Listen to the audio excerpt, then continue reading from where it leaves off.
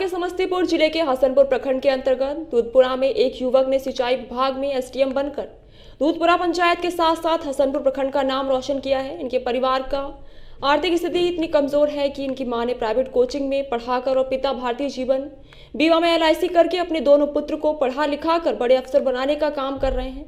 इनके बड़े भाई भी एयरफोर्स में नौकरी प्राप्त कर चुके हैं और छोटे भाई इंडियन रेलवे में इंजीनियर के पद पर प्रथम नौकरी प्राप्त कर चुके हैं और उसके बाद सिंचाई विभाग में SDM बने हैं। इनका पढ़ाई कोई प्रोफाइल प्राइवेट स्कूल में नहीं हुआ बल्कि गांव के ही सरकारी स्कूल से शिक्षा दीक्षा प्राप्त की है। बताते चले कि SDM हसनपुर प्रखंड के दूधपुरा ग्राम के विनय कुमार सिंह के पुत्र शांतनु कुमार हैं और उन्होंने बताया कि हम लोगों के क्षेत्र में बाढ़ आने पर हेलीकॉप्टर से सरकार द्वारा मिलने वाली राहत पैकेट के भरोसे रहते हैं और इस कारण सिंचाई विभाग में जाने का मन बनाकर सफलता प्राप्त की है। इनके सफलता पर परिवार के लोगों के अलावा पंचायत के मुखिया कैलाश महतो ने खुशी व्यक्त की। इनकी सफलता पर कड़ी मेहनत और परिश्रम बताया जा रहा है। वाह, ये तो बहुत गर्व की बात है। खुशी क्यों नहीं होगी। घर का बेटा SDO बन जाए, वो भी एक नौकरी छोड़ के दूसरा नौकरी में आया है, इससे बढ़ के और खुशी की बात क्या हो सकती है। चाची जी एक बात बताइए, यहाँ तो एक कहावत है, अपने मेहनत से बड़ों के आशीर्वाद से महावीर जी का मंदिर है मेरे घर में, महावीर जी का असीम कृपा है इन पर। आप लोग पूरा जश्न मना रहे हैं आज। मनाएंगे ना, बेटा SDO हुआ है। तब तो बहू भी चाहिए आपको SDO ही। हाँ बिल्कुल। आपकी अब तो आपका लड़का का शादी नहीं हुआ है, अब तो उसके लिए बहू के भी इंतजाम कीजिएगा। हाँ करेंगे ना।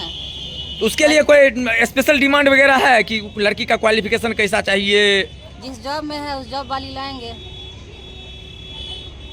मतलब जो इस जॉब में है वो अब खुलेआम आपके यहाँ आ सकते हैं शादी का प्रपोजल लेके? बिल्कुल आ सकते हैं। क्या नाम हुआ चाची आपका? कुमकुम कुमारी। आपके बड़े भाई का शादी वगैरह हो चुका है क्या? जी मेरे भाई का शादी 2019 में हो गया था। आपका? जी नहीं, मैं अभी अविवाहित हूँ। अब तो शादी का प्रपोजल आना भी शुरू हो गया होगा? जी अब शादी के लिए भी विचार किया जाएगा, क्योंकि अभी मैं एक अच्छे पद पे आ गया हूँ, तो अब कह सकते हैं कि इसीलिए ना बोले कि अब तो शादी का प्रपोजल बहुत ज़्यादा आना शुरू हो गया होगा। जी नहीं, अभी थोड़ा सा अभी एक घर बनाने के लिए भी थोड़ा सा समय ले रहे हैं, घर की हो जाए व्यवस्था, उसके बाद फिर शादी के लिए भी। इसके लिए आपका कोई स्पेशल डिमांड वगैरह है क्या? जी नहीं, अभी तो हम लोग से तो ज्वाइनिंग के टाइम में एक दहेज लेने, वो दहेज वाला बात नहीं है, मतलब लड़की का क्वालिफिकेशन किस तरह का चाहिए? जैसे आप जॉब में हैं। जी नहीं, मुझे बस एक पढ़ी लिखी हुई समझदार चाहिए और जो हमारे साथ कदमों के साथ कदमें चल के सहयोग दे, क्योंकि ज़िंदगी में पैसा ही सब कुछ नहीं होता है। पैसा तो गवर्नमेंट इतना देती है कि आप सही से अपना भरण पोषण अपने परिवार का कर सकते हैं। एक पढ़ी लिखी समझदार। आपके घर वालों के साथ रहते हैं या आपके भाई के साथ? जी अभी भैया का पोस्टिंग पंजाब में है, तो उनके भी वो उन्हीं के साथ रहते हैं। तो फिर तो वैसी स्थिति में रहेंगे। इसीलिए तो मैंने बेंगलोर से रेलवे में रिजाइन देके फिर मैंने बिहार में ज्वाइन किया, ताकि मैं अपने परिवार के साथ रह सकूं। इसके पीछे ये भी एक उद्देश्य था कि अपने परिवार वालों के साथ मैं रह सकूं, उनकी सेवा कर सकूं आगे, क्योंकि बिहार में रहने पे कहीं भी रहेंगे तो वही 2 से 4 घंटे की दूरी पे ही रहेंगे, तो फैमिली के साथ रह सकें। आगे क्या इसमें कुछ और इच्छा है कि आगे कोई और तैयारी करना है कि यहाँ पे अब रुकना है? जी नहीं, रुकना तो कहते हैं ना, एक संस्कृत में श्लोक है, चरे वेती चलते रहो, अगर रुक गए तो फिर ज़िंदगी का ही अंत हो गया। इसीलिए उम्मीदें रहेंगी, कोशिश रहेंगी, मेहनत कंटिन्यू रहेगा कि आगे बढ़ें, अपने क्षेत्र में आगे ऊंचे मुकाम पे चलें।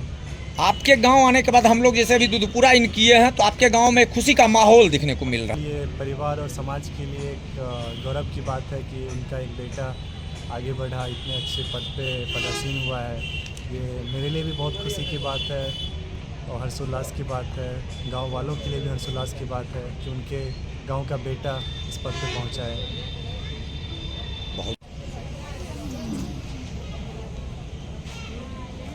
शांतनु जी आपका लड़का हुए जी, कैसा महसूस हो रहा है? आपका लड़का जब SDO बन के आपके घर आए हैं, आपके समाज में आए हैं, तो कैसा महसूस हो रहा है? बहुत खुशी की बात है। मेरा लड़का यहाँ तक आया है और हम ईश्वर से प्रार्थना करते हैं कि ये और बहुत ऊपर जाए और नए पीढ़ी को भी ये प्रेरणा मिले आगे बढ़ने के लिए। बहुत सारे अभिभावक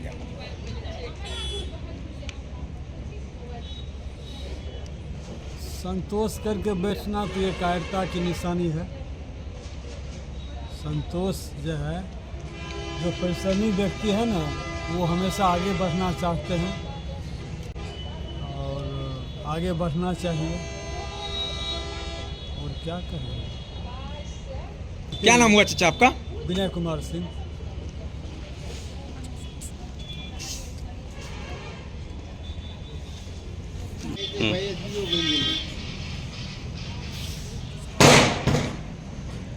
आप एसडीओ के पद पे आपका जो सिलेक्शन हुआ है, आप ट्रेनिंग करके योगदान कहाँ किए हैं? योगदान मेरा कृष्णापुर सब डिवीज़न में हुआ है। इससे पहले कहाँ जॉब करते? इससे पहले मैं इंडियन रेलवे में सीनियर सेक्शन इंजीनियर के पद पर कार्यरत था।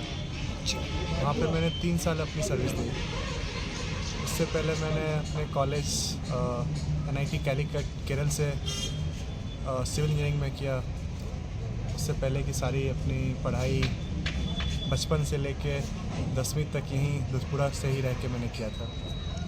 ये हसनपुर जैसे सुदूर एरिया से आप आए हैं और ये भी आप बोल रहे हैं कि 0 to 10 आपका क्वालिफिकेशन जो है वो हसनपुर के दुधपुरा स्कूल से हुआ है।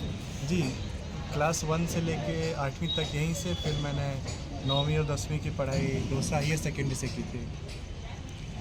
तो आप अपने इस सफलता का श्रेय किन्हें देना चाहते हैं?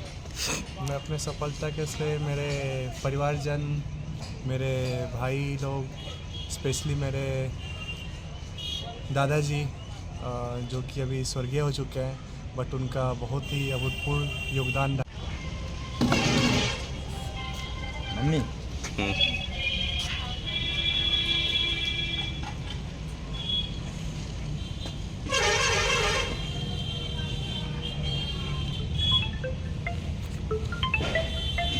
चाची, आज आपके घर में एक पर्व के तरह लग रहा है, ऐसा क्या है?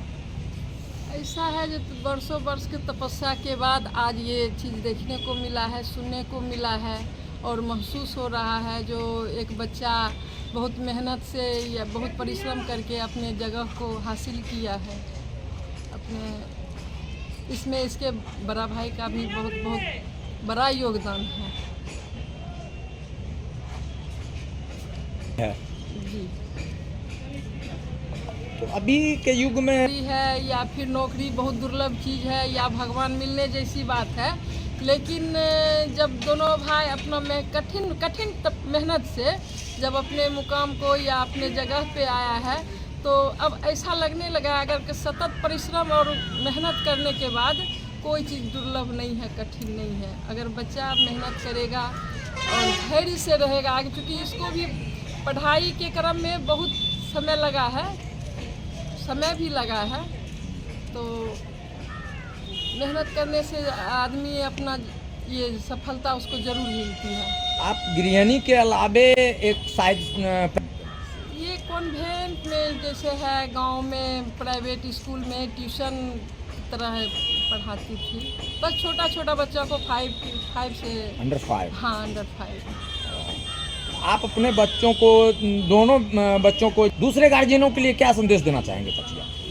दूसरे गार्जियन के लिए, अगर बच्चा पढ़ने वाला है, मेहनती है, तो उसके लिए उसको अपने आप को समर्पित करना होगा बच्चों के लिए। जो हमारा जो भी मेहनत है, जो भी मेरा उधर जाके इसको सुधारने के लिए कि ऐसी समस्याएं ना आए, हमारे युवाओं को ये सब चीज़ें ना फेस करना पड़े, क्योंकि उस 1 महीने में बहुत सारी चीज़ें हैं जो अभी भी यादें आती है, तो मतलब डर सा लगता है कि कैसे लोग 1 महीने हर एक चीज़ छोड़ के रहते हैं। मतलब उनके खाने तक के लिए उनको सोचना पड़ता है कि कैसे खाने का जुगाड़ होगा।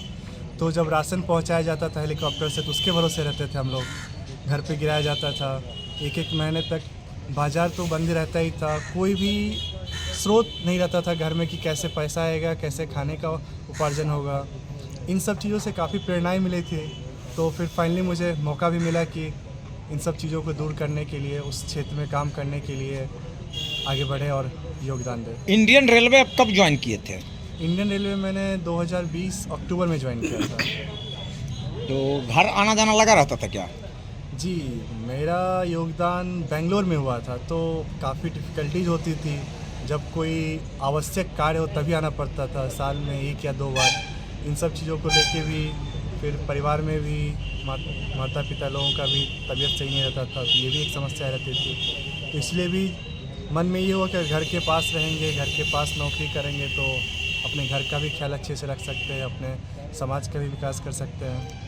कहाँ थे इंडियन रेलवे में, ड्यूटी कहाँ करते थे? इंडियन रेलवे में बेंगलोर जोन में थे। वहाँ पे एक प्रोडक्शन यूनिट है, रेल एंड व्हील फैक्ट्री, वहाँ पे मेरा पोस्टिंग था। आपके परिवार में टोटल कितने सदस्य हैं, कौन कौन है? मेरा परिवार तो एक कंबाइंड फैमिली है। हमारे पापा 6 भाई हैं और मेरे टोटल 9 भाई और 5 बहनें हैं। कंबाइंड फैमिली है तो, और ऐसे देखा जाए तो मेरे एक और बड़े भाई हैं जो कि एयरफोर्स में कार्यरत हैं अभी। उनकी पोस्टिंग पंजाब में है अभी। आपके भाई का? जी 2 भाई भाई जी, हम बस 2 भाई हैं और वैसे हमारे सारे कजन्स भी हैं। तो उसमें एक सबसे बड़े भाई जो हैं वो मर्चेंट नेवी में अभी कार्यरत है, और सारे भाई छोटे हैं, सब अभी पढ़ाई कर रहे हैं। उनके लिए भी एक संदेश रहेगा कि हमने जो एक बेंचमार्क सेट किया है उससे आगे बढ़े और अपने परिवार का नाम रोशन करें। आप जिस आर्थिक तंगी वाले स्थिति को जूझते हुए आप यहाँ तक पहुँचे हैं, क्या आपके भाई लोग इस पे ध्यान दे रहे हैं, आपके मार्गदर्शन को अपना रहे हैं? जी बिल्कुल, सारे अभी